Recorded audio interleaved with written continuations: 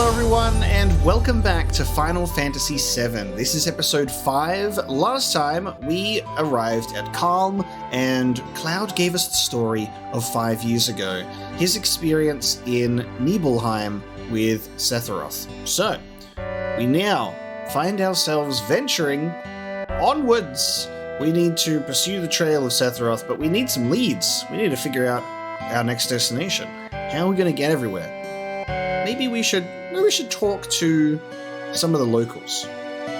Maybe this guy. Maybe this guy has seen something. Maybe he's heard something. Talking to NPCs is an important thing, you know, in the world of Final Fantasy. Let's see. Listen to me. Just now, some guy in a black cloak walked east toward that grassy field. He's got this killer sword and looks real scary. Wow, okay. East, huh? Looks like we're walking east towards a grassy field. Tourists, huh? Here are a few things you should know that'll come in handy when you travel around the world. Want to hear what they are? Tell me. And let me explain how to use the world map. Well then, what do you want to know?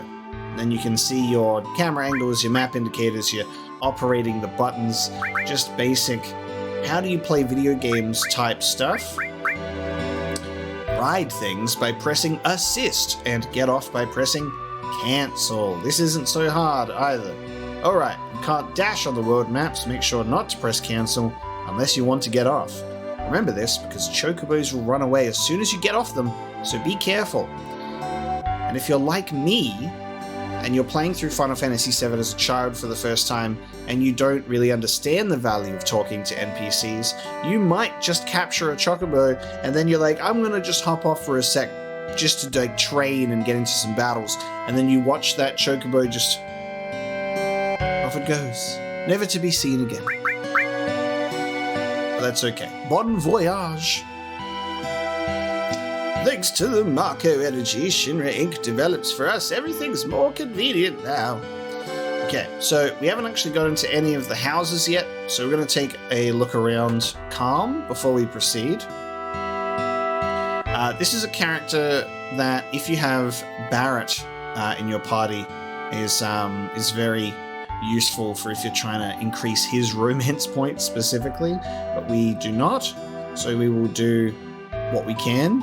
The floor in this room looks absolutely crazy, however, and I think this is a result of the upscaling the background. Something has gone wrong with this this room specifically. It looks so messed up. We're in a sort of surreal liquid floor scenario. Thanks to Marco Energy, life's pretty darn convenient thanks to Shinra, don't you think?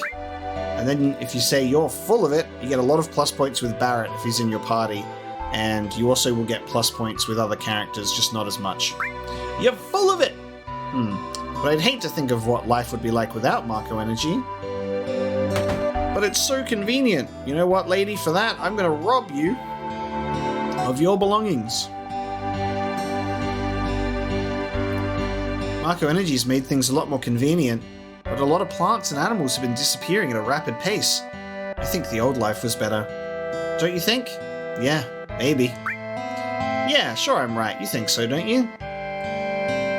When the parent is like, damn, this Marco Energy is real good, and the children are just like, I miss the animals and the plant life. There you go. Which you also get plus points by agreeing. Did you say you came from Midgar? I used to live there too, but I heard they got lots of troubles lately. Yeah? Old man, I hear you have lots of troubles too. Like, why do you keep your dog behind this door? What are you keeping your dog in there for? This cursed creature. Squaresoft in 1997 really said, yes, that is a dog. Deal with it. Unfortunately, the dogs look like they don't have updated character models. But they do have a whine. This dog is like, why? Papa, why did you seal me within the understairs cupboard? You're now free, and for this crime, you have been robbed of your belongings. That's 2 for 2 right now. do something I don't approve of? Robbed. There was a suspicious-looking man in a black cloak. He was carrying a mean-looking sword. Dude, outdated information. And you possess a spiral staircase. Unbelievable. Get with the times. For that, robbed. Give me that peacemaker.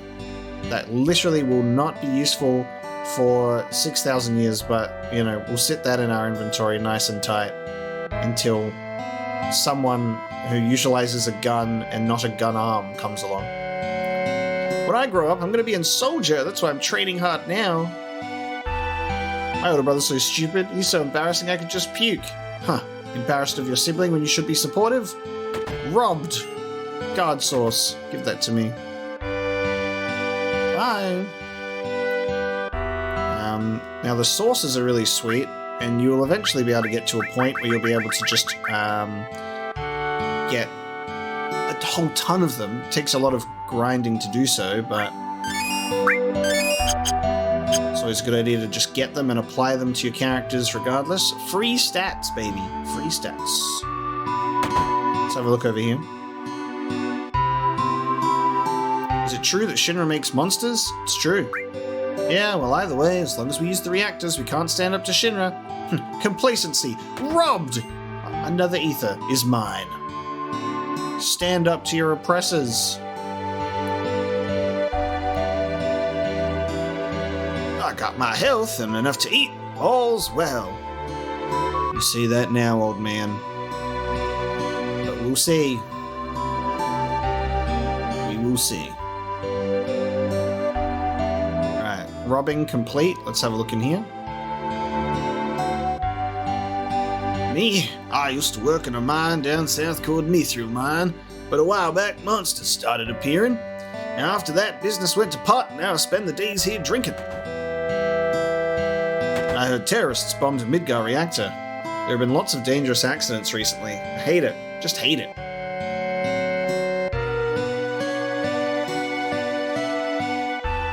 We unfortunately cannot engage in that, but look at the little news person. Look at him. Oh, so funny. It seems there was this group called Avalanche running around, but I guess Soldier finally wiped them out. Stay out of the kitchen. Do not go into the kitchen. This is a couple of important places before we leave, because we've got shopping to do. So we've got a decent amount of gil, which is nice. I just find it quite surprising how echo screens are not widely available to purchase, but you do come across quite a few enemies early on that can silence you. It's quite strange. Now, materia-wise, we're going to buy Earth for some quaking, and we will buy Heal for the Esuna. We do not need the others. And then we've got the weapon store. Now, there's a cannonball, which we did steal the atomic scissors, and I think the atomic scissors are better than the cannonball. But we'll still collect some things anyway. And this is what I mean about this carbon bangle that we stole earlier, is it's like, you don't even buy it here. Like, we still don't obtain something better than the carbon bangle, so you want to steal that for sure. We'll get the Mithril Saber, even though it's a downgrade from the Hard Edge. So if you don't steal the Hard Edge, this is your next best bet, the Mithril Saber. I like to buy them just to have the weapons in my inventory anyway. We'll buy the cannonball. Tifa's Mithril Claw is an actual upgrade, so we'll get that for her. And then we'll also get the Full Metal Staff. Full Metal Alchemist. And then if I'm ever in a dire situation financially, that's what random encounters are for. And that's Calm. That really is all that you get to experience in Calm. And now we leave back out onto the world map with a destination in mind. So we'll be able to adjust some materia here. So Cloud's got lightning and fire. We'll give him earth, and we'll give Aerith the ability to heal, our healer.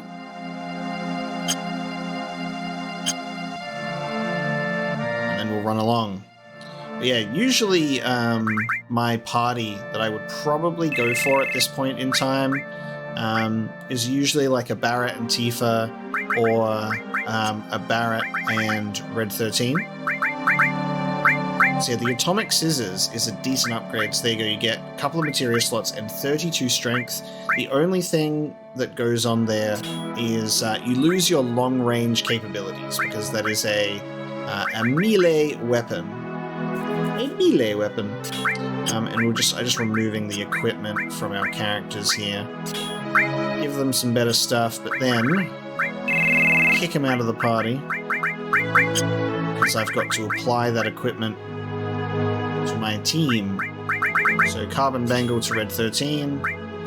We will give that, and we don't really need to protect against poison much out here.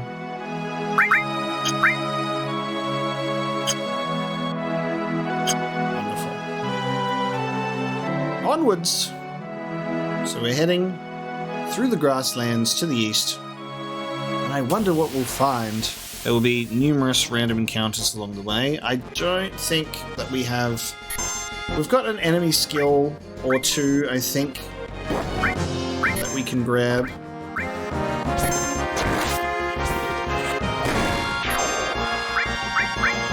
Cloud has his Buster Sword, interestingly enough. I can't remember if that's a mod setting I've chosen, because I'm pretty sure Cloud should have his Hard Edge right now as the model. I'll have to look at that. How nice was it to do the Crisis Core flashback segment of Final Fantasy VII with Calm just before, but there was no Genesis, there was no Angeal, there was no weird stuff. Isn't that nice? So nice.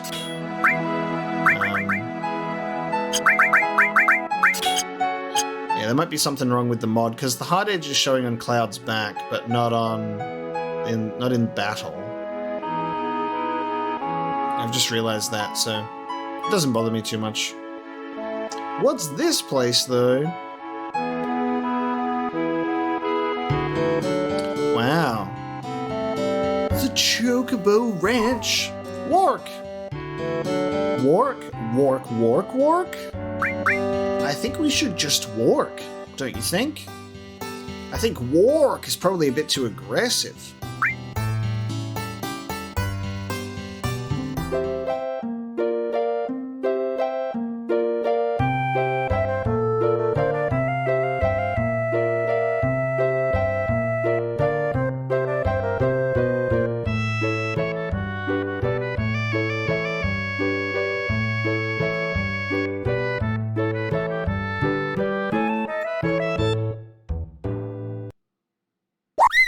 Nice.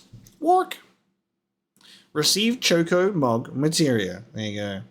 That is missable if you choose the second option, because they will hate you. We will give Red 13 the summoning materia.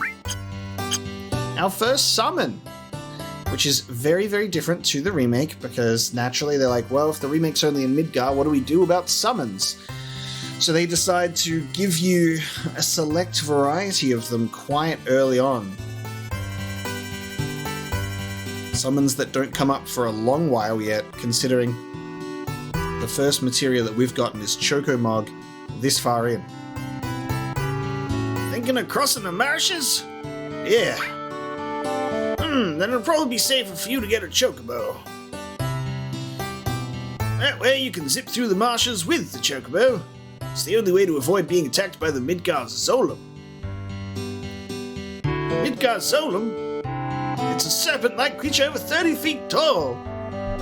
It detects the footsteps of anyone in the marshes. And then, bam! It attacks. To avoid that, buy a Chocobo at me and Billy's Chocobo Farm. To purchase a Chocobo, please talk to my grandson. He's in the Chocobo stables at the far right of the farm. Chocobo, Chocobo, Chocobo, Chocobo. I will keep flipping between those pronunciations, because I've said it Chocobo my whole entire life, and then you start playing Final Fantasy 16 and they They really drive home the point that it's supposed to be Chocobo, but you're like, ah, I can't resist. It reads like Chocobo. Joel, welcome. And this is the financial problem that I'm talking about, because I'm going to have to buy this Chocobo lure materia, and I currently don't have enough, but that's fine, because I will just fight some enemies until I have enough money. Do you want a Chocobo? Give me one. You old folks are all out of luck. Old folks? Yeah, my favorite part about this is, like, old folks.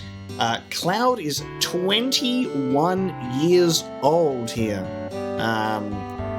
Red 13's probably the oldest of the bunch, and even then he has the mental state of a teenager. And then after that, Barrett is in his 30s, right? And it's so funny.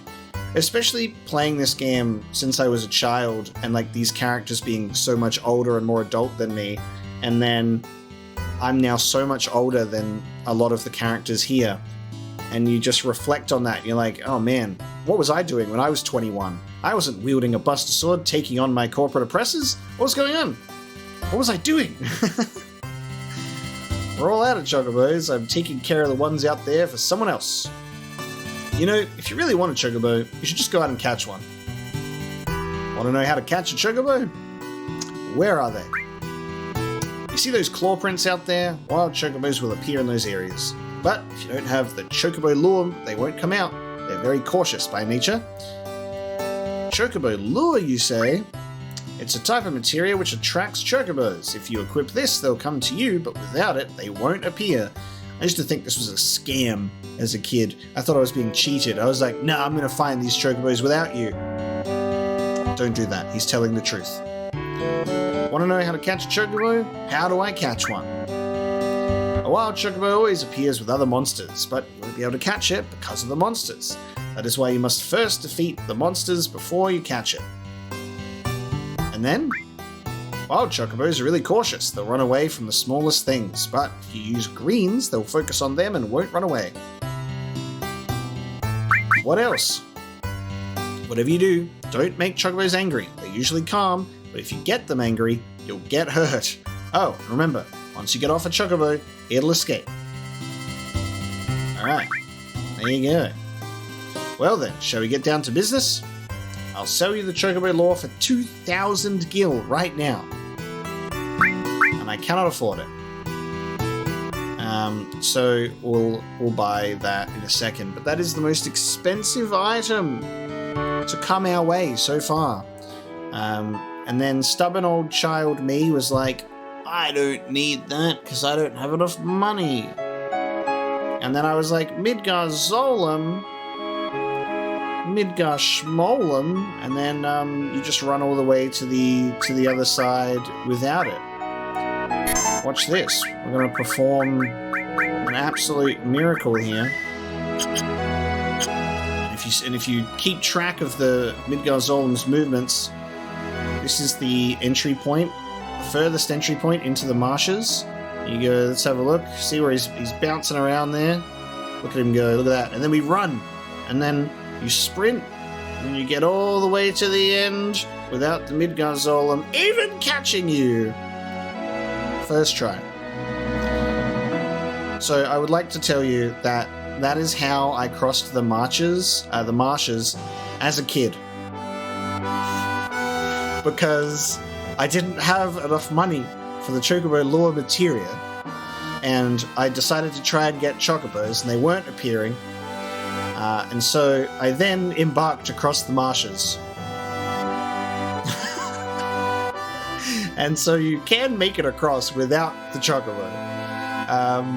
It's just funny because then you're kind of trapped over this side, because if you do want to get back, I think that's even more difficult. We can proceed, but I don't want to, because I do need to get the Chocobo lure materia, and I'm going to catch a Chocobo, but obviously we've put ourselves in a predicament. Now, I'm pretty sure you can't actually... I don't think it's possible to get back over the other side at this point. because no matter what, you will be running away from him. Because as soon as you enter the marshes, it launches, like it turns around to get you. It knows exactly where you are. I almost made it back. But here you go. Here's your encounter with the Midgar Zolom. This is our big boy. There's nothing to steal. And does a significant amount of damage. And I believe it has 4,000 health points. So you have to be quite prepared if you want to take out this beautiful snake creature. I think it's weak to the to poison. Yeah. I think that's what does a lot of damage to it. That does 255.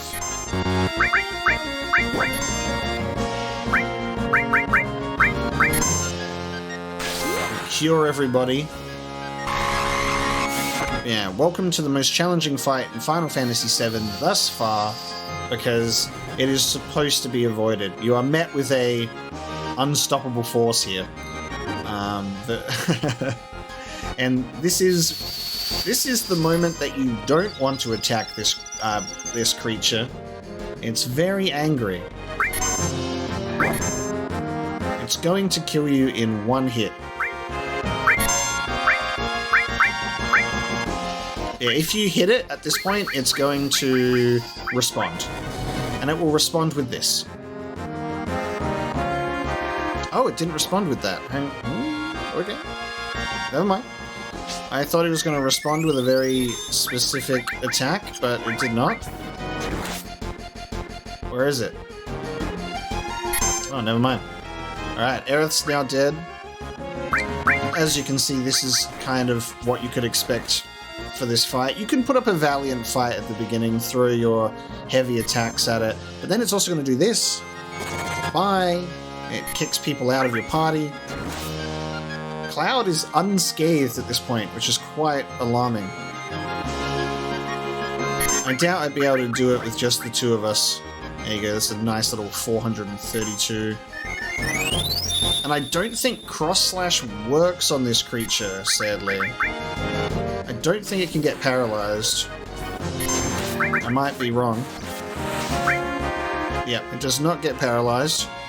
It'd be amazing if so.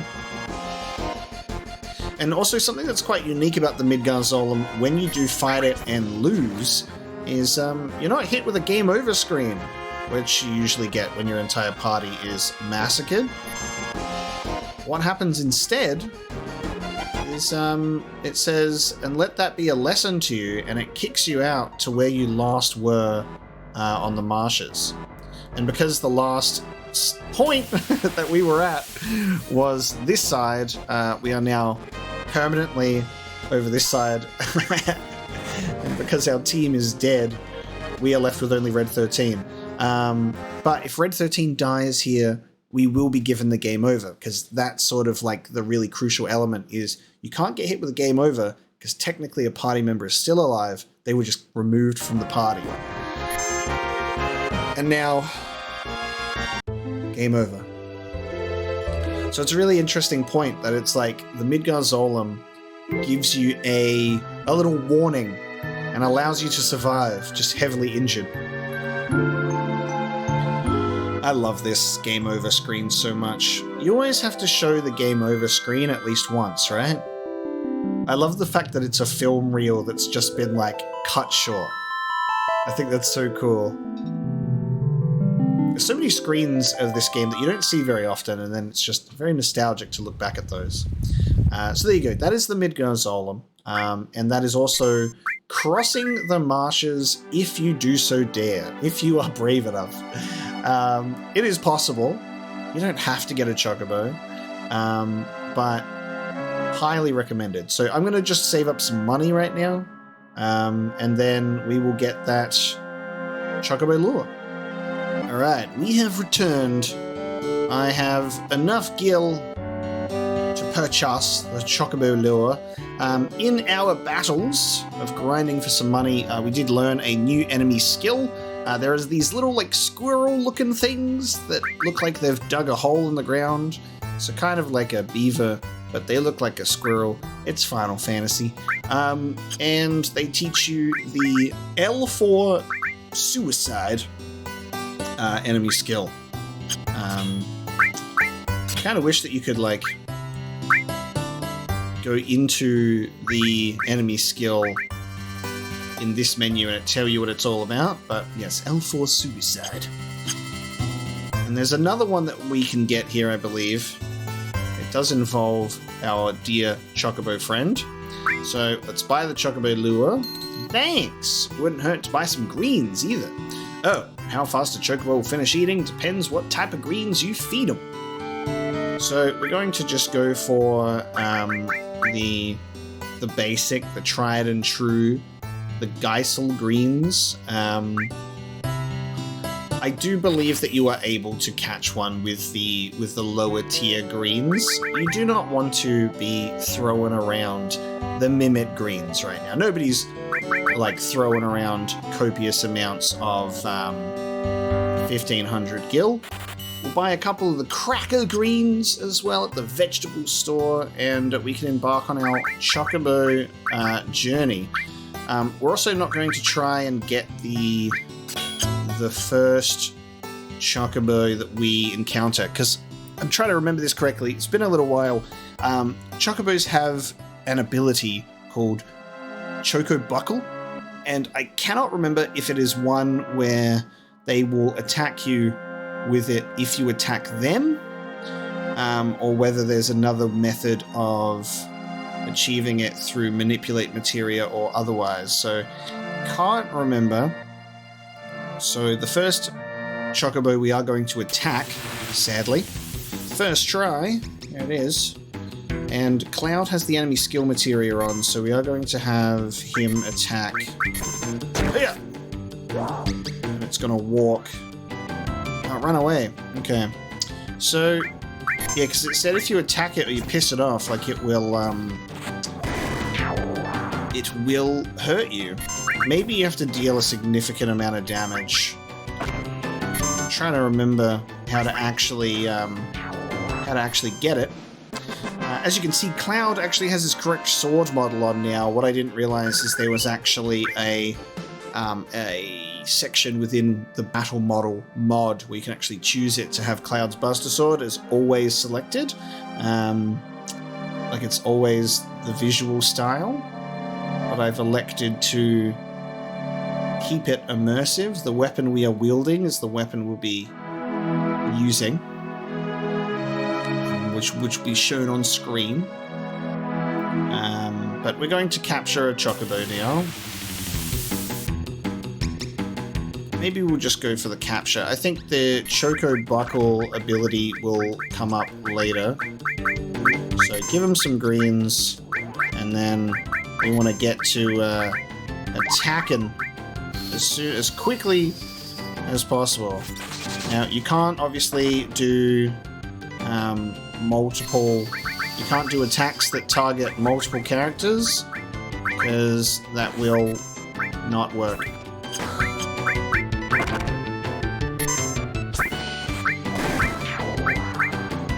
Oh no. Okay, this should kill this beast, and we should have the Chocobo. Yes, there you go. Quarter Chocobo. See? 1 Geisel Greens is all you need. We bought more just in case, but shouldn't have doubted myself. So there you go. All it took was 1 Geisel Greens. We cross the marshes first go. We catch a Chocobo first go that we try, you know. How to ride a Chocobo. Press the cancel button to get off. Chocobos will escape whenever a player dismounts. Now, of course, if you're a child, you don't know how to read, so you just go, the excitement of catching a Chocobo, I'm going to dismount. So yes, the cancel button will get you off of there. And there's the beautiful little chibi model for the Chocobo, which is part of the mod as well, which is really nice. So you don't get into any battles. Now, Chocobos, like catching them, feeding them, taking care of them, potentially owning some, potentially breeding some, is a whole can of worms in Final Fantasy VII, and a very important one, actually. The positives of Chocobo breeding are so much more than you could ever possibly imagine, and we will be getting into that at some point in our Final Fantasy experience, but not yet, because currently we will be focusing on just crossing the marshes. We got our first Chocobo. We're going to release it now. We'll let it go. It served its purpose. Off you go, dear soldier. Get out of here. Oh, okay. I'm supposed to go the other way, but that's fine. There you go. Off it goes. So successfully crossed the marshes back over there to join its friends. And now we can proceed into one of my favorite shots ever.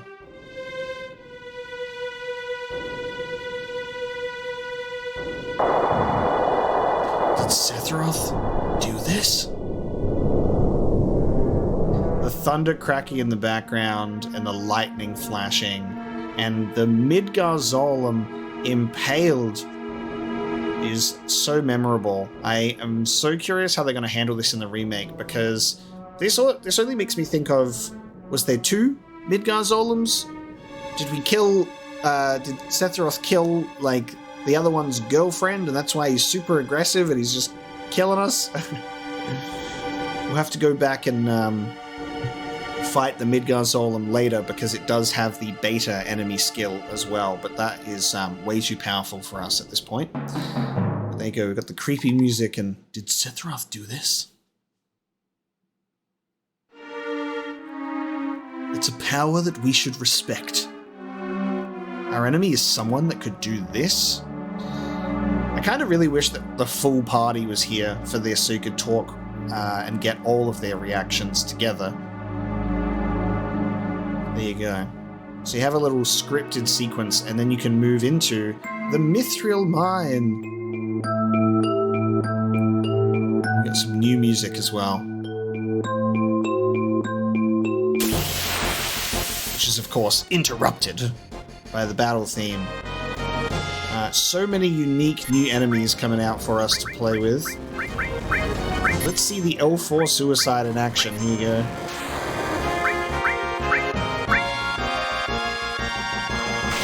So you can see what it looks like.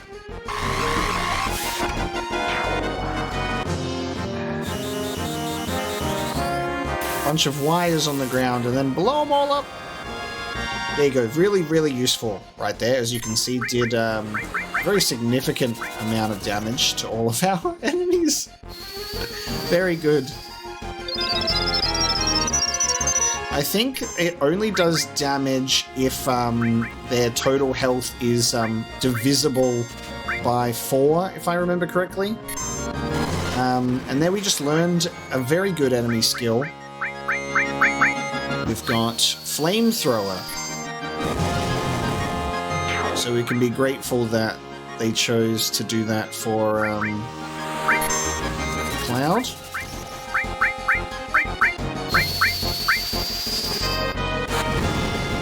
Oops. And of course, because it's an enemy that does flamethrowing, it's also absorbing fire damage.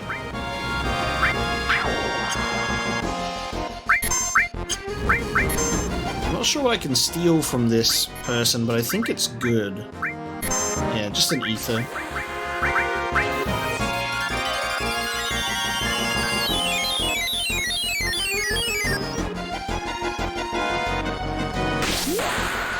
So the other enemy skills that we could experience at the moment is Beta from the Midgar Zolom and the Choco Buckle. I just can't remember how to trigger Choco Buckle. We'll get that at some point.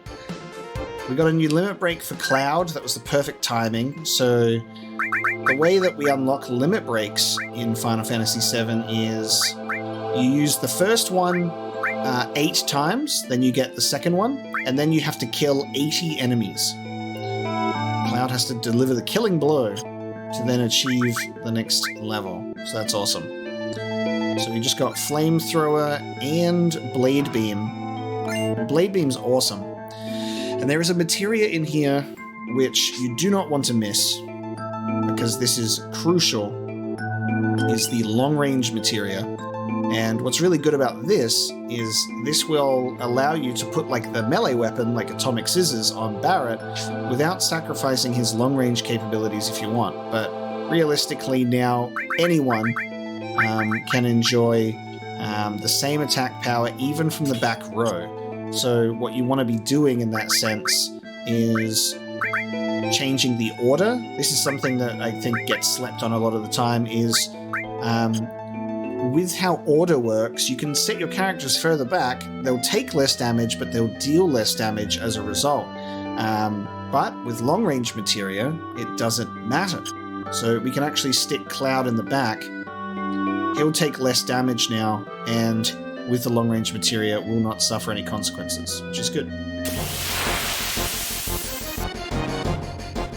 And it even comes with like unique attack animations by having the long range as well.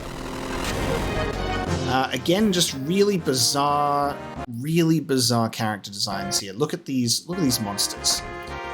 Look at these monsters, whatever they are. The unique attack animation for long range materia does only come in if it's an enemy that is out of range, of course. There you go. Grand Glove is something that you really want. That's for Tifa. Just want to steal one of those. I think you could steal others if you wanted, because you could sell them. But it's not required. What are they called? Madoog. Madoog. Yeah, they're a really bizarre looking creature, this one. It's like a head within a body swinging a fucking mini wrecking ball with a robot-looking hand. They were just doing whatever they wanted during Final Fantasy VII, enemy-wise. They were like, what kind of creature should we make? Anything you want. We got a mind source. Increase our spirit. Now, it might be a little bit of a waste of your sources to drop them on Aerith for reasons, but I also think that considering that you can really just grind for sources and this game is easy enough anyway, it doesn't matter. Inconsequential. You want to buff Aerith? Do it. Just a second.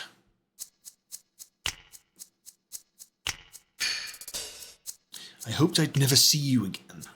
This is a good group to actually bring to the Mithril Mines, now that I'm thinking about it, because obviously Aerith has a lot of value to the Turks, especially Song, and then Red 13 is like the escaped experiment. So obviously Barrett and Tifa have some shade to throw, naturally, but this is actually a good group for this scene. I hoped I'd never see you again. Do you know who I am? Turks, right? Well, if you know, then this won't take long. It's difficult to explain what the Turks do. Kidnapping, right? To put it negatively, you could say that. But that's not all there is to it anymore. And who's this up in the corner? We haven't seen this person before. As Rude struggles to find the words, he's like, wait, all we do is kidnapping. Sir! It's alright, Rude. I know you don't like speeches, so don't force it. Then explain, Elena. I'm the newest member of the Turks, Elena. Thanks to what you did to Reno, we're short-handed. But because of that, I got promoted to the Turks. Anyhow, our job is to find out where Sephiroth is headed, and to try and stop you every step of the way. Wait a minute, it's the other way around. You're the ones that are getting in our way. Elena, you talk too much. Mr. Song? No need to tell them about our orders. Sorry, Song. I thought I gave your orders. Now go, don't forget to file your report. Oh, right. Very well, Rude and I will go after Sephiroth, who's heading for Junon Harbor. Elena, you don't seem to understand. Oh, I'm sorry. Go. Don't let Sephiroth get away. Yes, sir.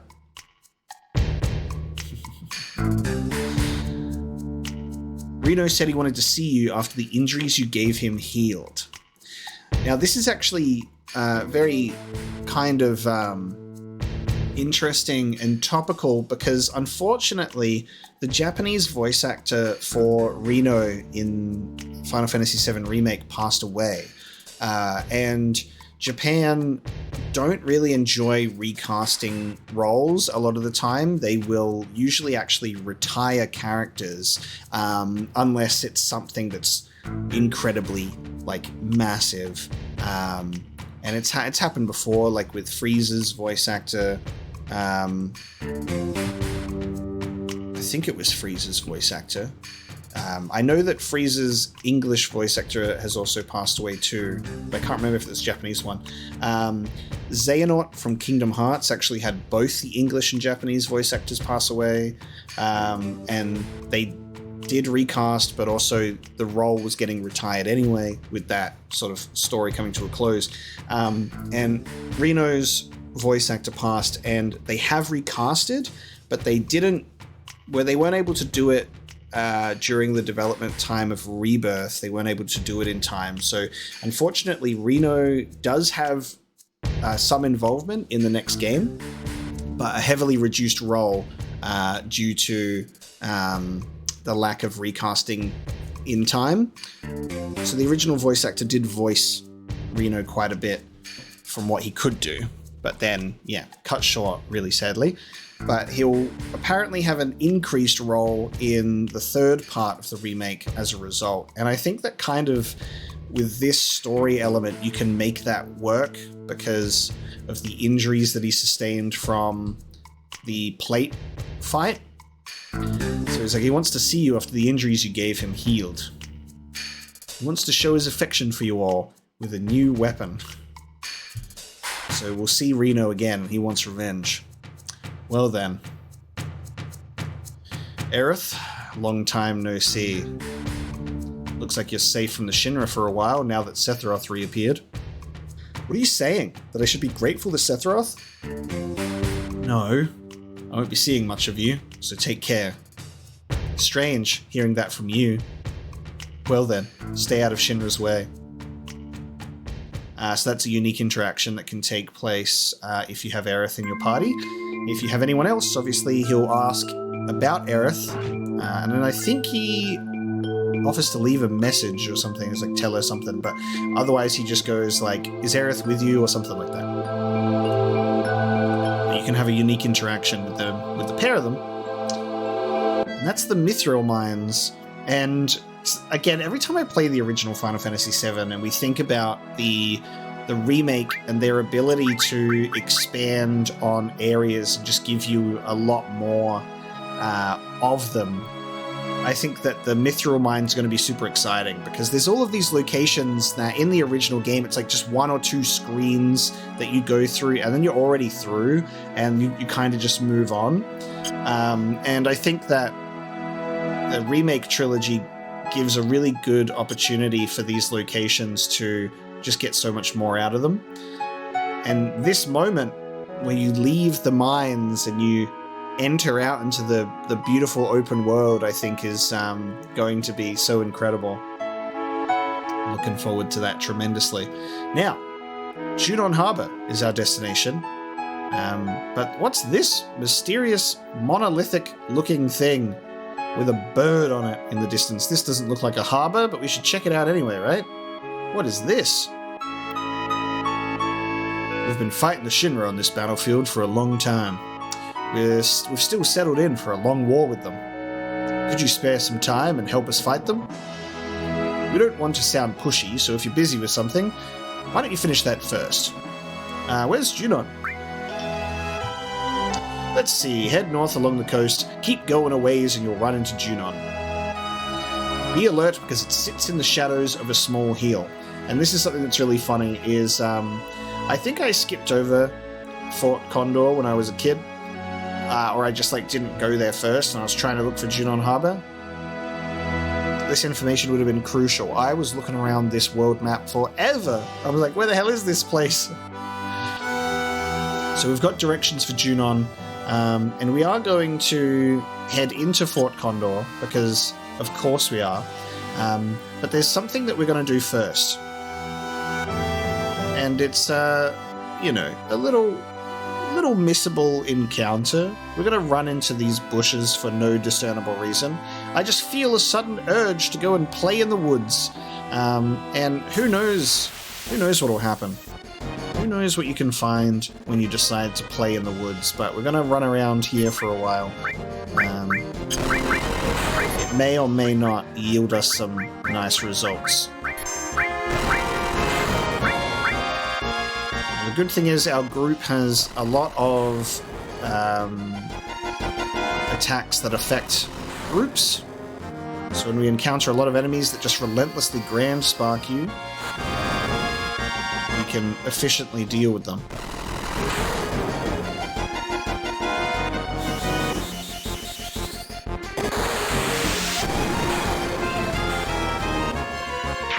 Like that. We need some new all materia for Cloud though, for sure. So you can also join in the fun. This will also, another reason why we're doing this before helping out Fort Condor is because we're getting money, and you are going to want money. And you're going to want a decent amount of cash too. Not a little amount, you're going to want a lot of leftover cash to deal with Fort Condor, because they need your help and they need your donations. How long is it going to take us, I wonder, before we get this specific encounter? We'll find out.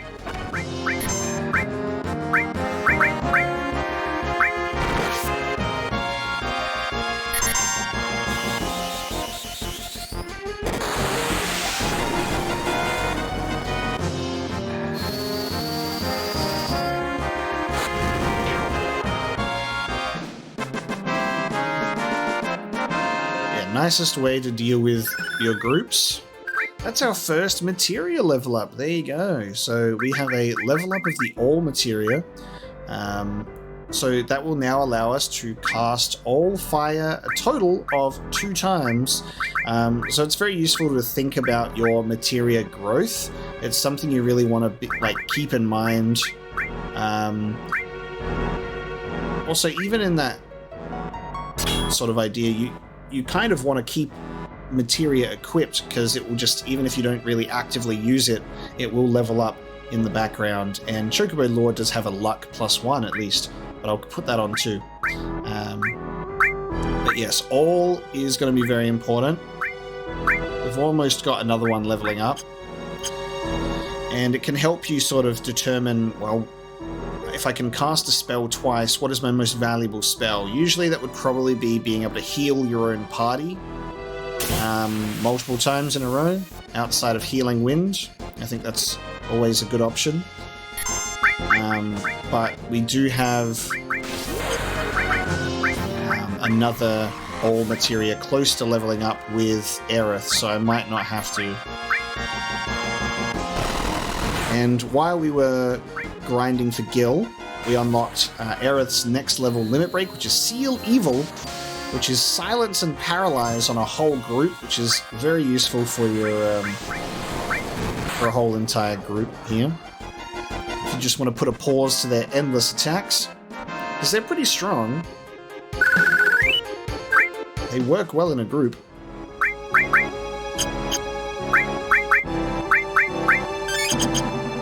I don't feel like it should take too long for this encounter. It usually doesn't take very long, and it's quite a fun one. And one that you have to be a little bit smart about too. Here we are.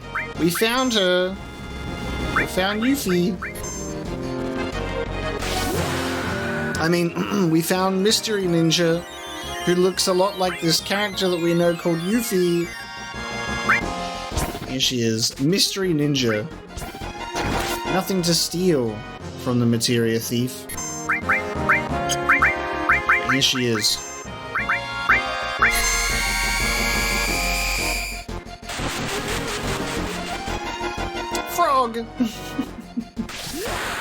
No! It just cancelled Red 13's limit break. And then it gets used. Oh no, that's so bad. Went to go do limit break. Is literally a frog. Oh no, this is not good. Okay, I need to hurry up and beat this. I don't remember Yuffie being able to turn me into a frog. Oh my god, I don't have anything that can cancel out getting turned into a frog. Keep casting poison. There we go. Error 2 frogs. Okay. Lunatic High gained. So it still counts as using the limit break in that fight. You just don't get to do damage. We have Lunatic High. And here we are. And now you have to play out this sequence in a very, very important, like, specific way. Wow, there's a save point. Maybe I should go and save. Don't do that. Man, I can't believe I lost. You spiky-headed jerk. One more time. Let's go one more time. Not interested.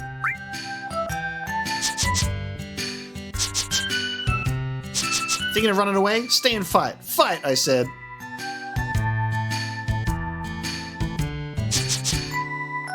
Come on, what's the matter? You're pretty scared of me, huh? Petrified. Just as I thought. What do you expect with my skills? Good luck to you guys too. If you feel up to it, we can go another round. Later. I'm gonna leave. I mean it. Wait a second. What is it? You still have something for me? So is that it? I know you want my help because I'm so good. You want me to go with you? That's right. I thought so. You put me in a spot. What should I do? But if you want me that bad, I can't refuse. Alright, I'll go with you. Let's hurry. Huh? Hey! Wait, I haven't even told you my name. I'm the Great Ninja Yuffie. There she is. Love that portrait art. I'm Yuffie, good to meet you. Just as I planned. Now all I have to do is a little of this and a little of that. Well, hey, wait up. Wait for me. There you go. That is the earliest you are able to obtain a brand new party member who is also completely missable. Yuffie, our first secret character. And it is a secret because you can reach the end credits of this game without having never met her. So Yuffie is such a great character. I love Yuffie. And I never really utilized her ever in Final Fantasy VII. I thought that she was great and then cool in Kingdom Hearts of what I would see of the character, and I appreciate the whole entire cast of Final Fantasy VII, but Yuffie is one of many of my underutilized party members. I didn't really use Yuffie that much, didn't really use Cid that much, didn't use Kate Sith at all, just party members that really were not used because I had other favorites, you know? Especially when I was like, I got to the point where I was actually getting these characters and I'd played the game for quite a few years and I was reaching that point where I was like, Vincent is literally a vampire guy. That's my guy. That's my dude right there. So you start favoring specific characters, Red 13 especially. But now we have Yuffie, and a goal of my Let's Play here is to give a lot of like showtime to all of the characters in the party, so to change up the party often, to utilize them as well. Yuffie, Cid, Kate Sith, all of them. So we have a long-range weapon, a 4-point shuriken, and Yuffie does come with her very own carbon bangle, which is really cool. And then she also has a unique materia, which is the throw materia. You are able to throw any of your items that you possess at enemies to deal damage to them. And if you level it up to the next one, you can throw money at them to deal damage to them as well. It's not a materia I've ever really used or cared for, but it is a very unique one in general. So there's Yuffie, who is a long-range fighter because she throws her shuriken at enemies, a little ninja style. And we will use Yuffie in the party, but not yet. I just wanted to show her off a little bit there.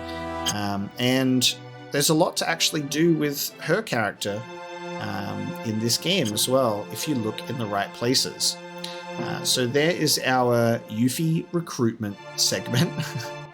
And you have to engage in that sequence in exactly the way that I did it, because if you save your game, if you say the wrong thing, if you ask her name and it goes to the name screen, it fades to black. Once you select that name and then the screen comes back, she's gone. She's out of there. So that happens a lot. Any opportunity where the screen will change, like saving your game or otherwise, she'll leave and you have to find her again. We've been fighting the Shinra on the battleground for a long time. We've still settled in for a long war with them. Could you spare some time and help us fight them? We don't want to sound pushy, but if you're busy with something, why don't you finish that first, and then we'll say, we'll help you. Really? Then go on up and they'll fill you in on the details. So we're going to go help out Fort Condor. And we do have a decent amount of money with us from doing some fights, waiting for Yuffie. But I still think that we might need even more than what we've got. It can be an expensive endeavor, but we'll see how we go for the first time. Now, Fort Condor is interesting because it is like a side quest and a mini-game thing where there are multiple encounters, multiple opportunities to help out Fort Condor, and you get rewarded each and every time. Something that the new threat mod does really, really well is it actually introduces an NPC that will show up wherever you are when there is a new Fort Condor experience available, and he'll go, hey, I'll take you there right now. That's incredible. But in the original, you have to actually come back here time and time again. Just, if you don't have a guide with you, guessing when new encounters are available.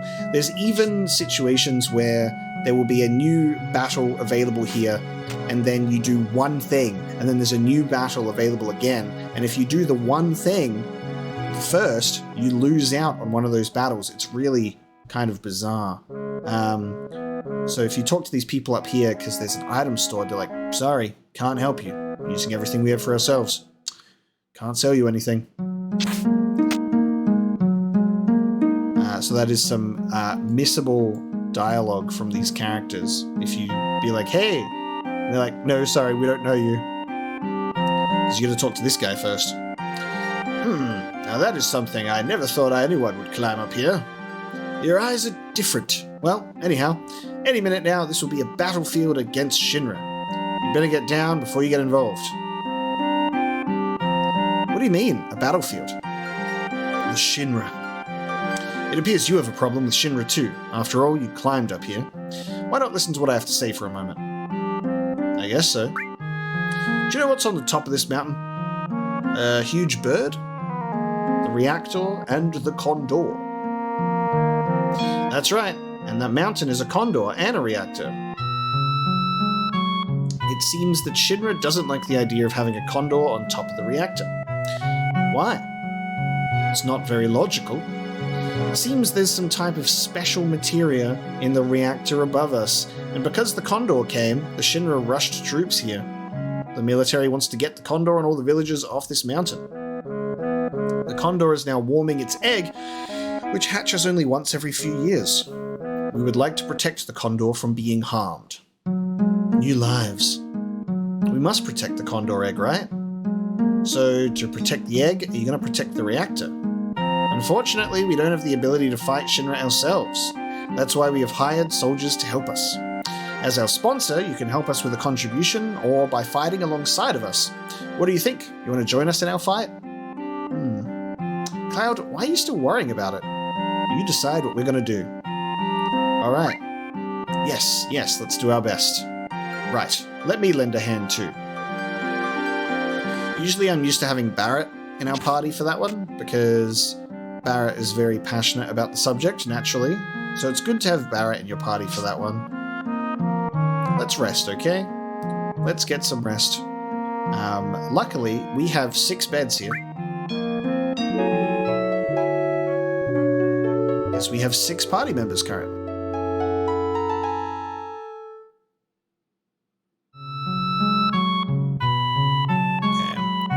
Lovely little rest opportunity. And now we have been welcomed as the sponsor of Fort Condor, so now we are able to purchase things up here. Hello, do your best. We will too. So you can buy additional fire, lightning, ice, and restore. I'm going to buy another lightning and another restore because sometimes it's good to have some backups. And then we're also going to buy some items as well. And there you go. Just like that, the money I saved up for that I need to sponsor Fort Condor with is gone. So I am going to gain some more funds right now. And then we're going to help out Fort Condor for the first time. Alright, I have obtained enough money for us to do our thing, and then I've taken a little bit of a break. It's like the unfortunate thing with Final Fantasy VII is like, even if you just have the menu open and you pause the game, time keeps rolling. But I've had a break, and as you can see here, Aerith has reached her level 2 limit break as well, which is Breath of the Earth. So something that's really cool about Aerith's limit breaks is they're my least experienced limit breaks. I usually focus on other characters in my party and get their higher tier limit breaks, but Aerith's are actually ones that I've barely experienced myself. And it's kind of wild, again, when I talk about, this is a game I've played countless times. And even so, there's still just specific elements of the game that I haven't exposed myself to as much. And Aerith's limit breaks is one of those things. So that's why we're making a habit to put her in the party and have a look at what she's capable of. So Breath of the Earth cures all status ailments of all allies. So it's not the most useful one. Being able to heal the entire party and paralyze all of your enemies is a really good level 1 limit break. But obviously we're going to equip this one so we can get the level 3 limit breaks as well, so it's worth it for that. And we've also got like the all materia with restore, so we can still cure the whole party regardless. But we've got some money. We can now participate in the Fort Condor defense, and then we'll be able to head over to Junon Harbor. I would say out of all of the Final Fantasy VII party members, I think Aerith, Yuffie, and Cid are probably the 3 party members that I have experienced the least of their limit breaks for. Kate Sith's limit breaks are easier to unlock because he only has 2 levels. Vincent's are great, but yeah, those 3 characters haven't really experienced their limit breaks that much, to be honest, so I'll be excited to do so in this Let's Play. Thanks for accepting. So, shall I let you in on our strategy? The enemy has targeted our mountain reactor and will be climbing to reach it. We must set a trap and hire soldiers to protect the place. Well, this is all we have. If this village doesn't have any money, even if we wanted to fight, we can't because we're broke. We need 400 gil to hire 1 soldier, so if we hire 20 soldiers, we need 8,000 gil. We need to ask you to use your own money to hire these soldiers, buy the equipment, set it up, and give the commands. If you don't have time, could you help us with a donation? If you donate the money, we can hire the soldiers and block Shinra's attack. We know what we're asking is selfish. We sent our wives and children to another village, but we are resigned to stay. Let's get back to basics. If the enemy reaches this shed, you'll have to fight them off immediately. It's not the end of the world, but if you lose repeatedly, it could be dangerous. Now then, is there anything you wish to ask? So, conditions for victory is basically kill all the enemies. That's it. The enemy is a bunch of different types of Shinra monsters and soldiers, which is cool. Funding, shit's expensive. Enough. Basically, spend the money, get the soldiers, fight the people. Hey, looks like they're getting ready to attack right now. Please, any help is appreciated. So you can contribute gil and then let them handle it, I suppose, but we're going to do this ourselves. Much more involved. So, you have 10 enemies, they appear to be many beasts, so you may want to deploy more attackers. So we get some little hints there of what's going on. So we can set our units, and this is what we have. So we've got fighters, attackers, defenders, shooters, repairers, workers, stoners, yeah dude, and catapults. So weird. And what we're going to be doing is there are 3 access points up the mountain, and this is our limit right here of where we can place units. So first things first, you want to have a catapult. Catapults are very useful. I always go for multiple catapults, and you can also structure, you can also determine where they actually land their attack. So I usually put 2 down the middle and then 1 on either side, and then you can focus on having some soldiers here, here, and here, and here. So more beast types, they want attackers. I like to sort of prepare this way. You can still put units in after everything's said and done. Like, you don't have to have everything ready before the fight, but I do think that it's at least smart to just have some things ready. So having a healer, having a long-range target, attackers, and then a defender, and then catapults to start is a good idea. And you can also speed up and slow down this experience. They're really slow. They're really slow. So we're going to speed up the game, and then we're going to speed up the game even more outside of the game with a speed hack. Oh, it doesn't work. That's nuts. Okay, so we can only increase the speed of the game with the in-game speed increase. Doing the actual, the mod to increase the speed actually does nothing. So we're stuck with this. So beasts are going this way, wyverns are going this way, and our shooters are the ones that are stronger against the wyverns. So we're going to send another attacker down this way. So this is as far as you can place the enemies, so your soldiers, but obviously you can have them go down faster, but I tend to want to lure the enemy to where the catapults are dropping, because then you can get the enemies to engage in combat, and then they'll just get pummeled by the catapult constantly. That's what you want to do. And then battle will now commence. And then you can start having your healer go and heal your targets also.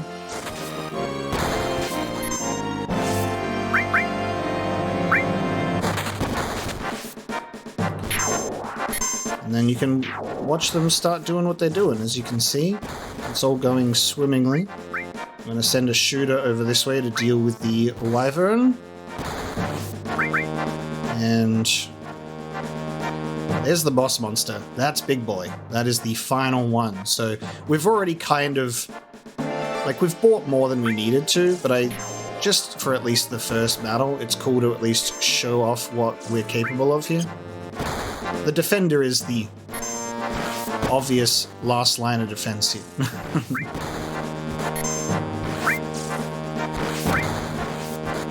But yeah, the catapults are just so damn useful because they're like the last thing to get attacked, and they will just constantly be attacking the enemy, you know?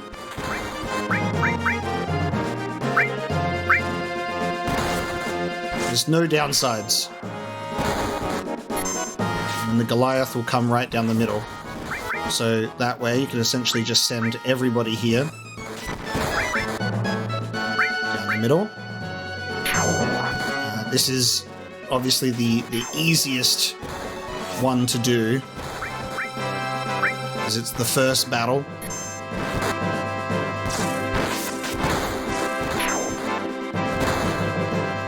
Two more enemies remain. Yeah, definitely useful to keep in mind what certain creatures and certain recruits are strong and weak against, because that plays a big part. And then we just have to slowly wait for the big boy to come in. Something I would love is like your ability to like remove things and like get more money, but you can't like refund them.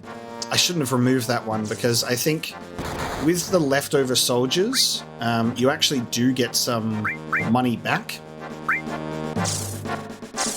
They go, we've got this many people left over, so you get this much money. So I shouldn't have removed that catapult. Here we go.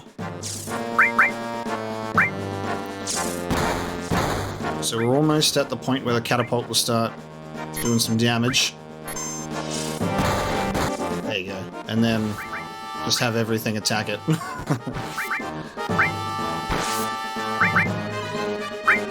Swarm it.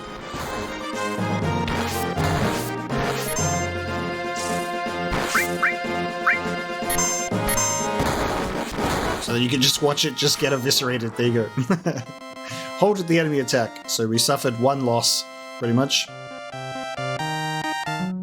There you go. Whew, that was good. But Shinra's troops will be back. Be sure and scout the area well. We don't know when they'll attack again. We have 10 allies left, so here's 2,000 gil. So there you go. You get 200 gil refund per soldier. And I found this on the battlefield. Maybe it'll come in handy for you guys. The magic comb. So this is why you want to do this one, because you get the magic comb for Red 13. And what's great about this is you don't lose materia slots. You do lose one being linked, but this is our first double materia growth weapon. And as a kid, I never understood what that meant, but it is because I didn't really understand a lot of the mechanics. When you play a game as a kid, you're just going along with it. You don't really get too lost in the details.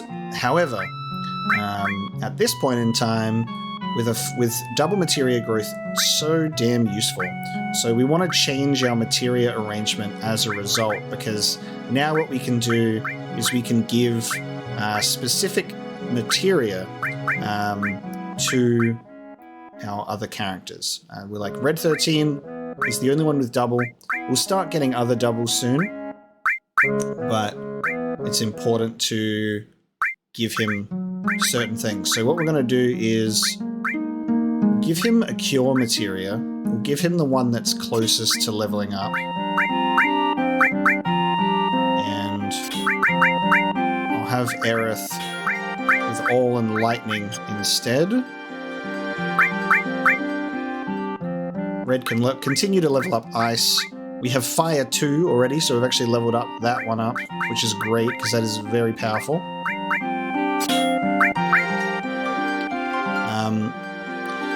Giving steel on here is, obviously you can see that to the next level it needs 38,000 AP. It's going to take a long time. You might want to wait until you have triple growth before you get to that one, because Mug is very nice at stealing and dealing damage at the same time, but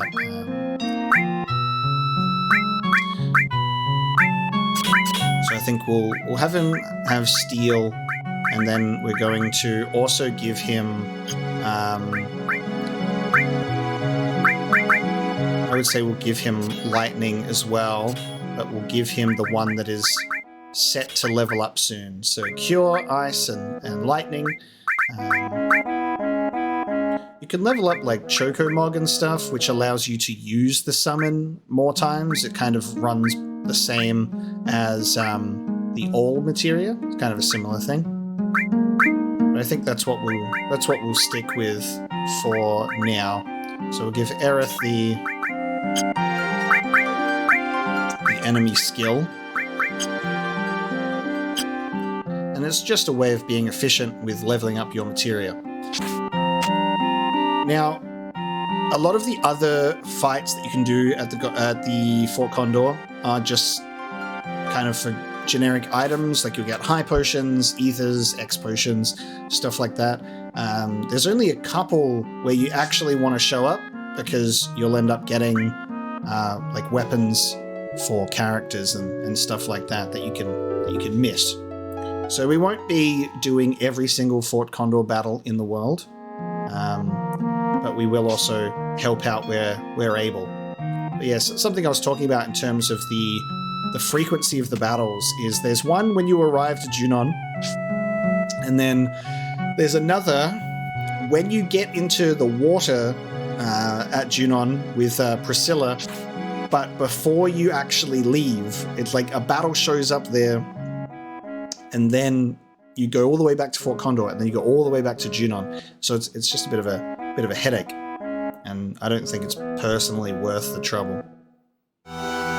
So that's our Fort Condor little side quest done for now, and we can embark on our journey to Junon Harbor. So we'll be heading down this way. We've been given our directions on where to go and to keep an eye out for it. And yes, even though it's a straight shot right over here, but it's really hard to find if you don't know what you're looking for. And when you're a child, that only becomes even more clear. Now we're going to focus on having Red 13 be the one to kill the enemies, because he has to kill his 80 enemies in order to get his next limit break level. So he's got some powerful abilities to use. But yeah, if you know where you're going, you literally run straight here. But for me, I would walk all the way down there, I'd go all the way down there, and I'd be like, where the hell is this harbor? It's got to be on the edge somewhere. Where is it? And like, it's tucked away. It's tucked away behind here. And there it is. There's Junon Harbor. The massive cannon poking out of it, stuck right in the corner. It's amazing how much harder games are when you're younger and just don't have that level of critical thinking, you know? What happened to this town? It's so run down. Wow, now this is rare. We almost never have anyone other than the Shinra people visit this town.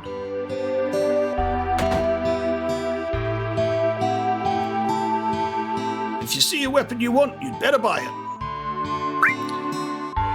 So mithril armlets still, and then kind of useless items, unfortunately. For a weapons store, a surprising lack of weapons, unfortunately. Ever since Shinra built that city above during the war, there's been no fish in the water. It's so polluted. It's always interesting when there's like houses that you can't go into. How dare I'm not able to trespass.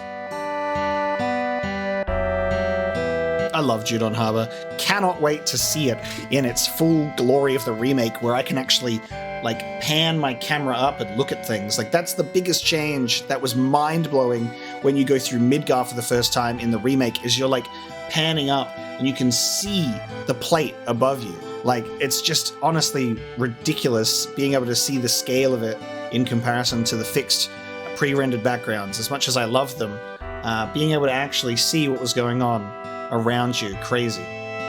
What kind of place is this? Who are you people? Where did you come from?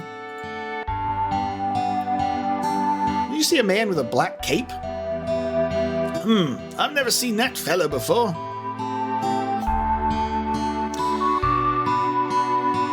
It's interesting because Sephiroth, he was wearing black clothing, but he doesn't really have a black cape. I wouldn't say he has a cape. Hey, this is Shinra Elevator. Don't be snooping around here. Do we fancy a little trip down to the beach?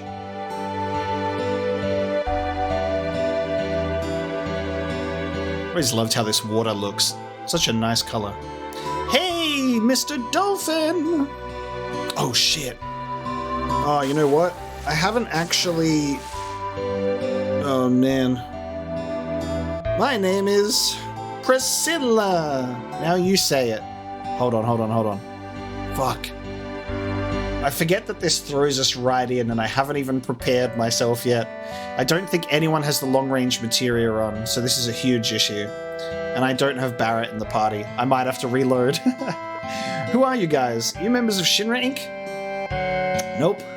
You're wrong. We have nothing to do with the Shinra. That's how it is. I don't believe you. Get out of here. Great. Fuck. Yeah. God damn it. Hey, it's a monster. It's Bottomswell. And I should know better. I should absolutely know better. Be careful, Mr. Dolphin. And now the kid goes up against the monster and is going to drown. Hey, hold on. We're coming. Oh, man. All right. Let's see if I can do this fight completely unprepared.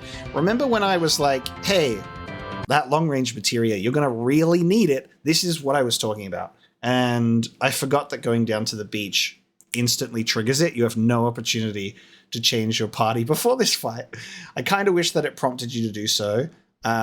Let's see if we can do it with these characters. Let's see. Yeah, unfortunately, no long range is going to make this interesting, to say the least, but we'll try. We do have enough spells on everybody, so we'll see. Multiple lightning materia would have been nice. We do have Cure. Aerith has her worst limit break applied because it's one that's just about healing status ailments, which we don't even have to worry about here. But it's okay. I think we could do this. This is fine. But this is Bottomswell. This fight is going to be insane in the remake. Moonstrike. I think Quake is not going to do anything. But yes, this is where you would want long-range materia, because the ideal setup here is having Barrett, because he has long-range default, and then you have another character with long-range, so you can have 2 physical attacks, and that long-range person or Barrett would have elemental and lightning equipped. Sadly, I don't have any of that. We live and we learn. Even when I have played this game a million times, I will still make some rookie mistakes. Let's use Cloud's Blade Beam for the first time and utilize his level 2 limit break. I love that limit break because it's one that deals a significant amount of damage to one enemy, and then remaining enemies have like damage dealt to them. Now, this is something that we've seen before, but a little bit different. Reno used to put enemies in a pyramid that you had to physically attack to destroy, and you didn't have to target the pyramid, you just had to target the character. Bottomswell will put your characters in a bubble that will slowly drown them, and you have to attack the bubble itself, specifically targeting it with magic. Otherwise, they will drown in a bubble. Alright. The good news is all of our characters have... oh, I think we just won. We just won. Nice. Yeah, we just won. All of our characters have high-level spells, so that actually worked out well. So that was not the ideal setup for that fight. It can be trouble, but our characters were pretty well equipped anyway. And we've got a power wrist. There you go. I mean, when you have Bolt and Fire 2, like, and limit breaks, you'll be fine. This is bad. You don't think she's dead, do you? Priscilla! Yeah, ideally, your best party for being able to at least do normal physical attacks if you do get in trouble is someone with long range, Barrett and Yuffie, because Barrett and Yuffie can just chuck their stuff at them. Nope, she's not breathing. Okay, help her. Young man, do CPR. Mouth to mouth. Cloud, hurry. But she's just a girl. You know I can't. I'm literally a dog. What? You don't know how? Come over here. I'll show you. Yes, I gotta do it. Just take a deep breath, hold it in, and breathe into her. Hurry up and do it. When Cloud is literally like, oh, I can't give CPR, life-saving first aid to a child? That's weird. It's like, come on, Cloud, you got this. Press switch once to start the CPR gauge. Push it again to stop the gauge. You are never able to do it in one go, but you almost can. You almost can. You fill it up to the top, and then you're still going to have to do it another time anyway. My lungs!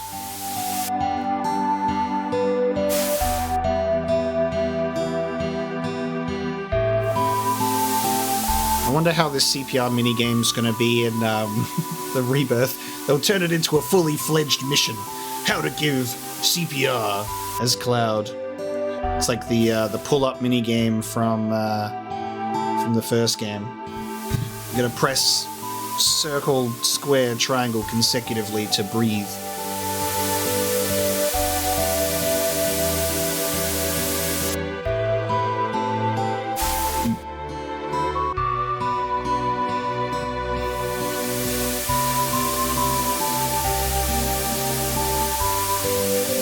The child died because Cloud could not revive her in time. You got this, buddy. Bring her back.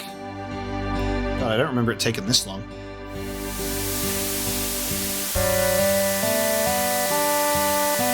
Really dragging out her potential survival here.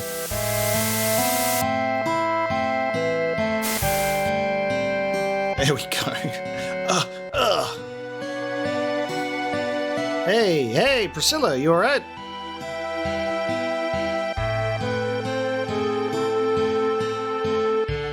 Off she goes.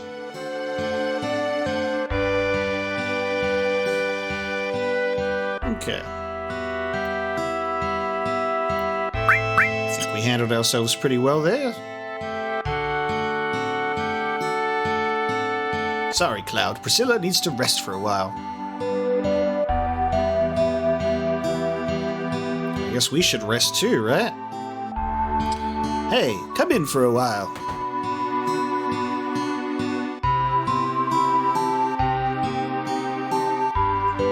I heard what happened. You've done so much for Priscilla.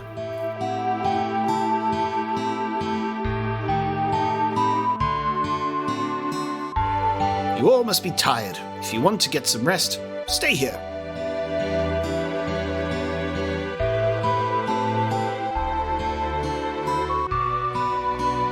Make yourselves at home. Want to rest? Yeah, let's rest.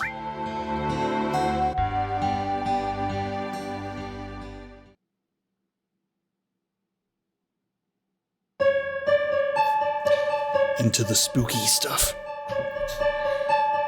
That reminds me. You again. Who are you? You'll find out soon. But more importantly, 5 years ago. 5 years ago. Nibelheim? When you went to Mount Nibel, Tifa was your guide, right? Yeah. Surprised me. But where was Tifa other than that? I don't know. It was a great chance for you two to see each other again. You're right. Why couldn't you see each other alone? I don't know. I can't remember clearly. Why don't you try asking Tifa? Yeah. Then get up. These things are so crucial. These little scenes. Cloud not being able to remember things correctly. And he's like, I can't remember. Gaps in his memory. And he's like, what the hell's going on? And Rebirth is only going to triple down on that character element. I can't wait. Hey, wake up. Wake up, Cloud. Tifa. When Sephiroth and I went to Nibelheim, where were you? We saw each other, right? The other time. No, it was 5 years ago. I don't remember. But something seems strange outside. Cloud, come quick. We've got some cool music. What could it possibly mean?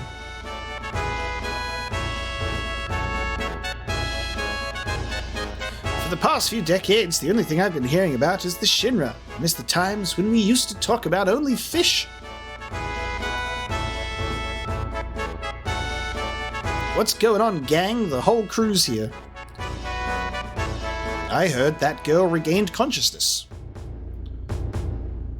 Doesn't it seem a little strange? Everything getting so noisy all of a sudden? Seems like something's going on up there. Does this have something to do with the Shinra? What's this loud music? It's giving me a headache.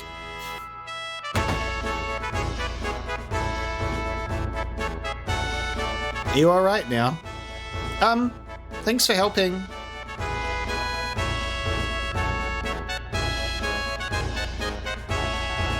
I'm sorry, I mistook you for one of those Shinra Inc. That's alright. I'll give you something special. It's an amulet. Take good care of it, okay? And this is where we receive the Shiva materia, which is really cool. In the remake, you get Shiva, obviously, already quite early on. And I don't know if summoning materia is going to carry on, because they have showcased and revealed some new summons, like a different Bahamut and Titan and Kajata and stuff like that. So it makes me quite curious if we're going to carry over our existing summon materia, or whether we're just starting fresh with different ones. Because I think Leviathan is in remake as well, but I just feel like this would be the perfect character to give you the Leviathan summon materia with the whole sort of water stuff and bottom's well and everything. But probably not. What's that music? Sure sounds lively. I heard they're rehearsing the reception for the new Shinra president. Rufus, I gotta pay my respects. Grandpa and Grandma told me this beach was beautiful when they were small, but after the Shinra built that city above, the sun stopped shining here and the water got polluted. I was raised on that story and hate Shinra so much I could die. You think Rufus is thinking about crossing the ocean from here too? What? Does that mean Sephiroth already crossed the ocean? This is my favorite thing, by the way, is I hope that Rebirth does this, but Red 13 is currently sat on his hind legs and just crossed his arms, and like his ability to stand up and be kind of human-like is one of my favorite parts about him. The fact that he's just sitting there right now like, and it's so good. I really, really hope that we see a lot of that in Rebirth. I'm going to be using Red 13 so much in my party. Cloud, didn't you finish Rufus off? You gotta get to the town up there. Maybe we could climb the tower. No, there's a high voltage current running underneath the tower. I don't want to near it, it's dangerous. But you might be able to if Mr. Dolphin helps you. Follow me!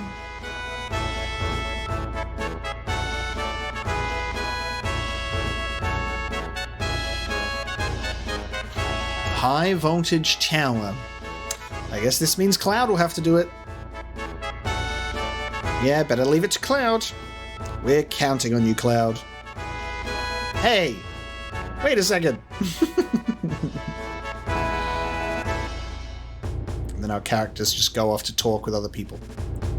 That looks like a Shinra soldier. Aren't you gonna follow her? Don't you just hate this? You're probably right.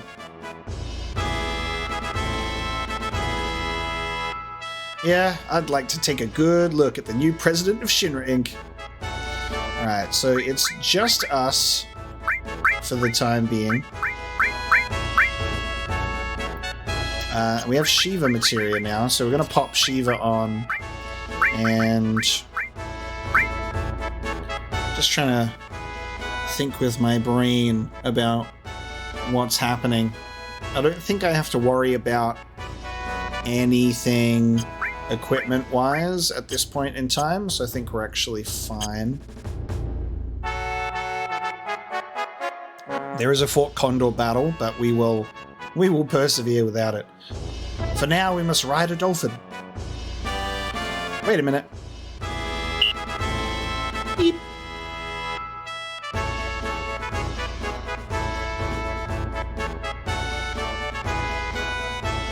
Now, hopefully I'm able to remember this correctly. You're never able to get up there really on the first try, but you can do it in 2. Just takes a very specific action. So we'll see if I can do it. I just need to remember where to position myself for the first jump. Now ain't that something? I ain't never seen no dolphin jump like that. Pretty cool, huh? When I blow this whistle, Mr. Dolphin jumps for me. Here, this is for you, Cloud. A gift? What am I supposed to do with it? Just go into the water, blow this whistle, and Mr. Dolphin will jump you to the top of the pole. Jump to the top of the pole? See that rod sticking out the top? If you jump just right, you can climb to the top of the town. Good luck, Cloud. If you make it, we'll follow you. Whoa, I'll hold the PHS for you. It'll break if it gets wet. You want to jump with Mr. Dolphin? Sure. It's time. I'm trying to remember... In fact, I think that you don't have to actually move at all. I think as long as you stay still, and you do jump 1, and then jump 2, I should make it up there. Yeah. So you just don't move is the key. Otherwise, you'll kind of fuck around for a little while. Just whistle twice and you're there. Look at that chibi model in all of its glory being included in the cutscene. And there's the high wind, baby. It's so cool to see my chibi character model with the Buster Sword there instead of the default one. Just looks so cool.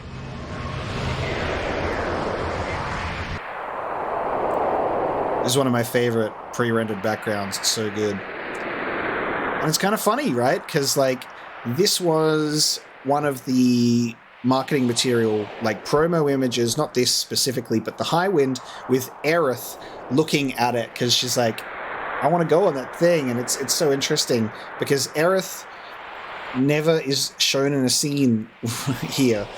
So in Final Fantasy VII Remake, when they remade all of those promo material images, Aerith was just shown looking at it like an open sky, which was very beautiful.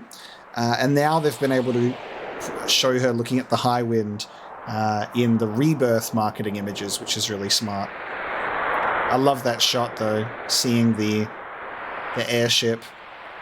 It's great that they were still able to incorporate that airship thing with Final Fantasy. And those are some important looking planes in the background too. It'll probably come up later. Hopefully one of them doesn't end up crashing and sinking to the bottom of the ocean.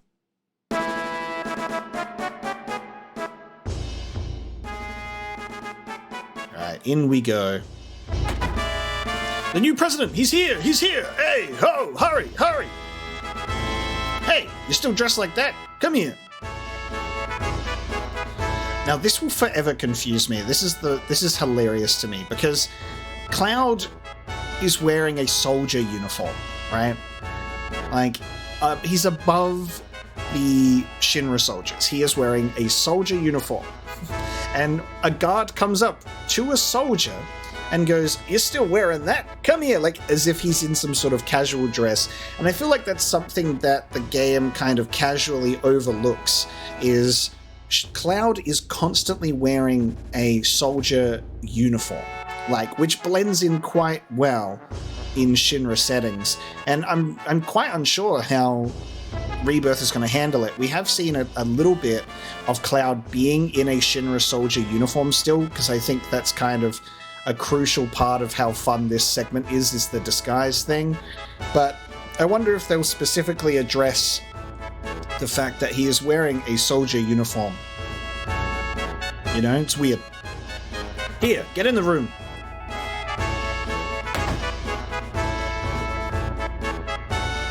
Today's the big day when we welcome President Rufus. Hurry up and change. It's the Shinra uniform. Brings back memories. Quit yapping, hurry up. Brings back memories, huh? A Shinra uniform. I was so proud when I first put it on. I wonder when it was. I couldn't stand wearing this thing anymore. Wow, you look good in it. You remember the greeting procedure, right? The look on your face says you forgot. Alright, I'll show you again. This is such a good, unsuspecting guard, right? Just do just like I do. Commander, we'll help too. This is how to do it. We'll sing too. Alright, show 'em. Now, march! This is the welcoming march. Then I'll sing along with you. Quietly. Ah! Hey, come on now. Now. And march. 1, 2, 3, 4. Keep in step with the soldier next to you and march smoothly. I can't wait for them to actually sing it, like, Rufus, Rufus, Shinra. Once you're all in step, shoulder your gun. Got it? All clear. Good. Make sure you do well in the real parade. Rufus has arrived. Preparation completed. Alright, showtime. Don't disgrace yourselves. And we are now in disguise, effectively. Okay. This is going to be insane. I can't wait to see this in Rebirth.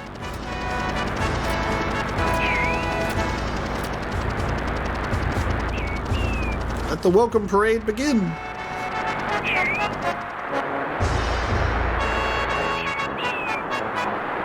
And his little car, and then you've got Heidegger up the front. We're late! And we will save the game here, as Cloud has successfully infiltrated the Shinra soldiers in Junon. And that is going to be where we bring this episode of Final Fantasy VII to a close. Thank you so much for joining me today. Hope you have enjoyed our trip through the open world. So we've gone to the Chocobo Ranch, we have caught a Chocobo, encountered the Midgar Solum, Mithril Mines, fought Condor, recruited Yuffie, and entered Junon Harbor. So quite a lengthy amount of stuff, all to do in one episode, and it's always fun to think about just how much content we're experiencing, then translating that to what Rebirth is going to include. It's just going to be so much more. Can't wait to see what it's going to be about. So join me next time as we continue Junon Harbor, blending in with the locals, and I will see you next time.